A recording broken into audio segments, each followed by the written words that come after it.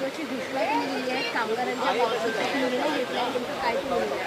आज विधान परिषदेमध्ये सन्माननीय सदस्य सत्यजित तांबे यांनी गिग वर्करच्या संदर्भामध्ये एक लक्षवेधी उपस्थित केली होती की वेगवेगळ्या पद्धतीचे जे ऑनलाईन डिलिव्हरी आहे त्यामध्ये काही लोकांना डिलिव्हरी पार्टनर करून झोमॅटो स्विगी अशा पद्धतीचे वेगवेगळे उपक्रम राबवले जातात।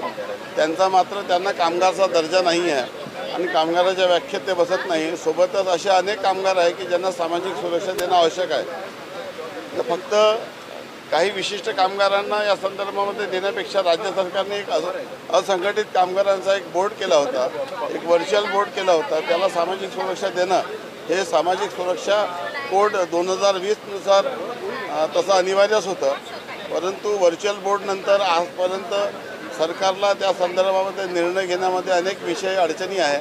परंतु या सर्व अडचणीवर मात करून यांना कशा पद्धतीने सेस लावून निधी देता येईल आणि यांना सामाजिक सुरक्षा कशी देता येईल। एका बाजूने आपण गोपीनाथ मुंडे सानुग्रह अनुदान योजनेमध्ये शेतकऱ्याला सर्पदंश किंवा अपघाती मृत्यूमध्ये 2 लाख रुपयाची मदत करतो, मात्र शेतामध्ये काम करणारा शेतमजूर याला मात्र ती सुरक्षा राहत नाही। सोबतच गोपीनाथ मुंडे ऊसतोड कामगारमध्ये 5 लाखाचा सुरक्षा कवच आहे, अपघाती मृत्यूसह 2 लाखाचा अपंगत्वाचा आहे आणि 50,000 अपघाती आहे, परंतु इतर शेतमजुरांना मात्र अशा पद्धतीची सामाजिक सुरक्षा नाही।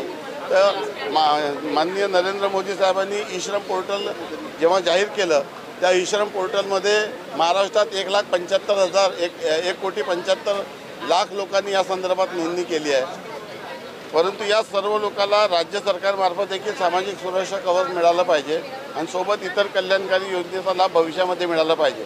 इमारत व इतर बांधकामाचा जेव्हा बोर्ड गठीत झालं त्यावेळेस तो बोर्ड आर्थिकदृष्ट्या खूप सक्षम झालेला आहे, मात्र असंघटित कामगारांचा बोर्डमध्ये करून त्यांना स्टेज देऊन कशा पद्धतीने सुरक्षा देता येईल आणि समाजाचा एक घटक ज्यांच्या परिश्रमामुळे हा मुंबई आणि महाराष्ट्र उभी झाली